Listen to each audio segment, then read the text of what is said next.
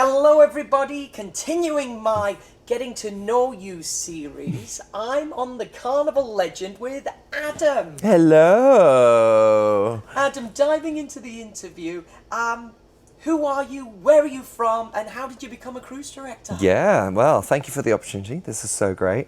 So I'm Adam.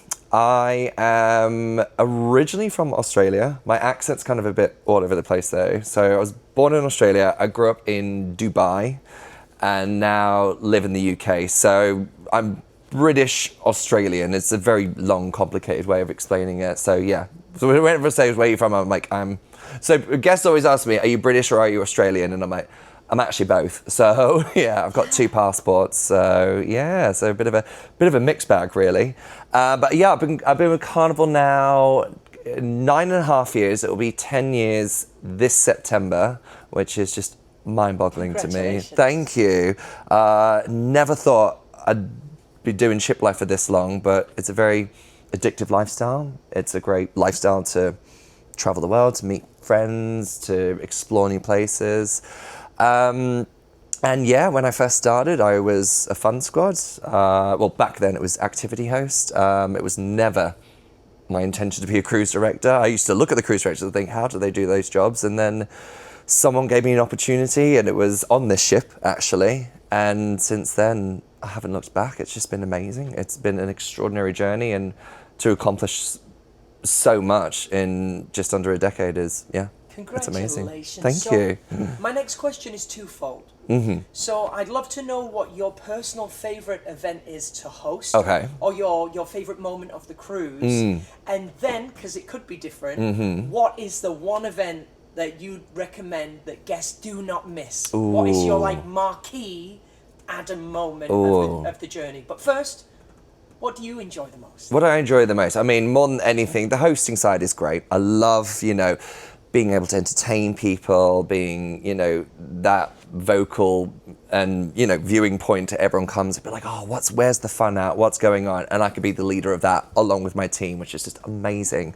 But I do enjoy just when I'm not on stage, actually just walking around the ship, saying hi to everybody, checking out our fantastic music venues here on board, to pop into the pub, to watch the amazing band, to see the big playlist production shows, to even here in this room right now, our fantastic piano entertainer, to pop in, say hi for a moment. It's just a really rewarding thing. Not many jobs around the world can you do something like that. To be like, what's going on around the ship for today, and getting that opportunity, even out in port, to bump into people as well.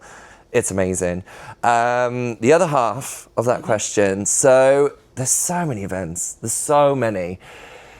My all-time favorite is always going to be Love and Marriage. I always love Love and Marriage. It's celebrating love, right?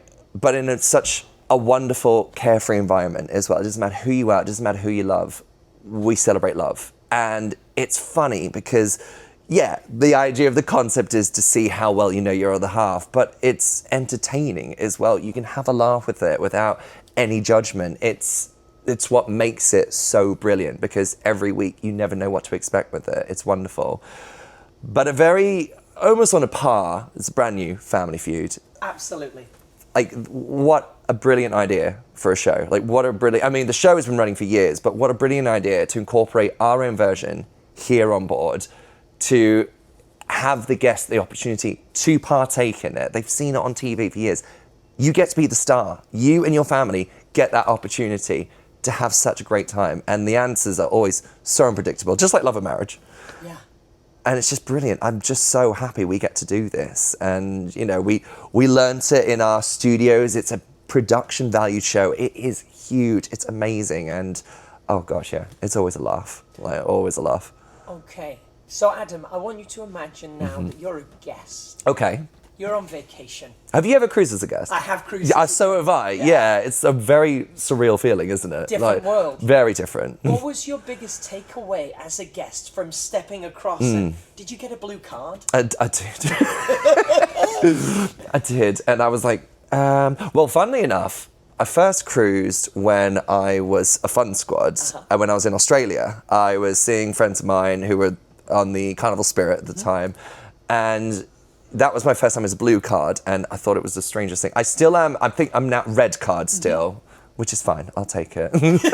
You'll be diamond one day. I wonder. We'll see. But yeah, it was weird having that feeling from the other side to, you know, you're the one that they're pampering. You're the one that they're like, oh, you know, come and join this. And I did embrace it. I did take it all in. It was odd. Like, I don't know. I can't switch off though. Yeah. Can you? Like, it took a while. I did back to back. So my first cruise, I was very aware of what was going on. Yes. Yeah. And yeah. by my second cruise, I got to relax. Yeah. Yeah. Yeah. But it was great though. I did enjoy it. But it was interesting seeing the different things. Like even just, you know, not necessarily just the entertainment. Like, you know, going to, you know, the Lido, and they're like, would you like something to drink? Would you like that? It's like, oh, for me? Okay, sure. Like, I don't know. Alchemy bartenders blew me away. They blew me away. Yeah. So, you're picking up your red card, and you're going to take a cruise. Where are you going to book your next cruise as a guest? Oh, easy. Alaska. Easy. I love Alaska. Alaska or Hawaii. Aloha. I love some Hawaii. But I'd also love to try... we have fantastic itineraries everywhere. The Caribbean is amazing. Bahamas, beautiful weather. Been lovely to do, you know, some of the rare journeys cruises that we get to do, because we don't get to do them often. You know, Asia, Europe. That would be amazing as well. So you've done Alaska. Done Alaska. I've done Alaska many times. I'll never get sick of Alaska. I love it. It's my favorite itinerary. You've done Hawaii? I've done Hawaii twice now. Yeah. Okay, so I'm coming in to now start directing your life. I think Asia is next. Yeah. Let's do it. Do it. Adam, what music do you listen to? Because, of course, Australia, Dubai, the UK, working out of America, you've been exposed to... So, sorry. I had burritos for lunch. You've been exposed to so much entertainment all around the world. If you had to choose one genre of music, one band, a singer, an artist, what's kind of like your like hype up music? If you're getting ready, getting in the zone, what are you going to listen to? Always been a Monster fan. Lady Gaga is my life. Definitely more recent now as well, because new album is about to come out. There's a lot of hype. The Abracadabra song I'm obsessed with. It's constantly on repeat whenever I'm in the gym. There you go. But it really is. Her songs came out, and they really are ones that make me happy, but give me that motivation as well. Like every album she did, every song she did, it really resonates with me, my life. And yeah, it's wonderful. I went to the concert. It was the best night of my life. And yeah, fantastic. Wow. So yeah, I'm a Gaga fan. Big Absolutely. Gaga. Yeah, you're not a little monster. You're No, I'm the big monster now. I was little when she first started, but yeah. Okay, Adam, we are fast running out of time, so I'd love to ask you, have you got a story from your time at sea that you'd like to share? Oh, I'll tell you what, I've got a good one for you. So, working at sea, nothing surprises me anymore, right? You know, things can happen at any moment, and quite often you can relate with this. Yeah. People come on cruise ships and they ask questions, and they're fascinated to know what cruise ship life is like. And, you know, there's no such thing as a stupid question, but sometimes people come on board, they like to switch off from the real world, but sometimes people do switch off a bit too much. And I'll never forget, again, it was on this ship. I was back on this ship in 2016. We were doing the Trans-Pacific voyage from, it was Hawaii to Sydney, to Australia. It's an 18-day voyage crossing the Pacific Ocean. It's amazing. During this voyage, you cross the equator line. Have you ever? I've done it. Yeah, amazing, right? Yeah. But we all know, whenever you cross the equator line, you got to do the ceremony up on the Lido, and everyone. King Neptune is there. People dress up as pirates, nurses, doctors, all the things. Yeah, you got to kiss the fish if it's your first time. You're a polywog, and then you go to shellback, right? So it's a big thing that we were promoting a lot during this voyage. But a lady came up to me and she says, what time are we crossing the equator line? I said, it'll be sometime early evening, but earlier on in the day, we're going to have the big celebration to, you know, have some fun up on Lido. And she goes, can I take a photo? And I said, yep, you can take photos, videos, whatever you want to do. It's going to be a great party. We'd love to see you there. She goes, no, can I take a photo of the equator line? I said, What do you mean? And she goes, on the world map, there's the red line that's in the water. I can take a picture of it, can't I? And I went, is that a serious question? She goes, yeah, that's why I booked the cruise. And I went, okay, we've got a slight problem here. So I told the cruise director at the time, and I said, there's a lady who's upset because she can't take a picture of the equator line. The captain overheard this conversation. This captain had a wicked sense of humour.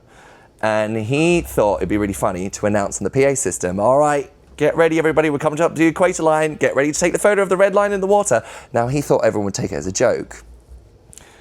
1 hour later, 300 people went to guest services to complain that they could not find the red line that's in the water. And people went into a bit of a panic because they thought we were going the wrong way. Like, all these rumours started. Captain had to go back onto the PA and say, it was a joke, everybody. Like, it was just meant to be as a bit of humour. So the rest of that cruise, nobody believed anything of what we told them after that. Oh, my word. Yeah. Stories you only get from working at sea. So as I say, nothing surprises me anymore. So just to confirm, there is no big red line? There is no red line in the water, unfortunately. But it is an amazing experience to cross the equator line. Adam, thank you for sharing that, and thank you for sitting down with me. Of course, this is it's an honour. It's an honour to be with you. Hey. Honestly, I've always looked up to you. You've always been such an inspiration for me, and to inspire so many now future cruise directors is wonderful. So thank you. Thank you, mate. Is there anything you'd like to say? Anything you wish I'd asked to the people of the internet before I turn this off? If you come to Legend, let us know. You're going to have a great time. We've got so many great itineraries coming up, and we hope to see you all very, very soon. Lots of love.